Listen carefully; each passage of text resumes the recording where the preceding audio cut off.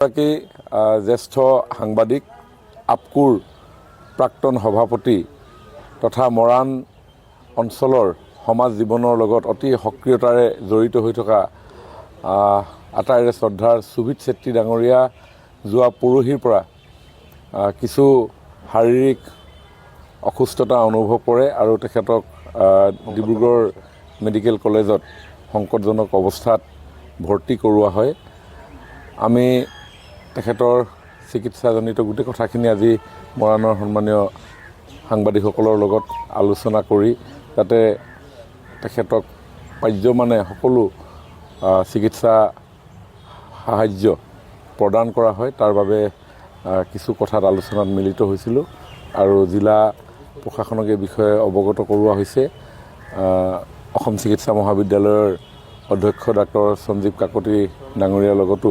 এই বিষয়ে আমি আলোচনা কৰোঁ আৰু তেখেতক চিকিৎসালয় কৰ্তৃপক্ষৰ তৰফৰ পৰা সকলোখিনি বেষ্ট পচিবল সকলো সেৱা আগবঢ়োৱাৰ কথা অৱগত কৰিছে। আমি সকলোৱে তেখেতৰ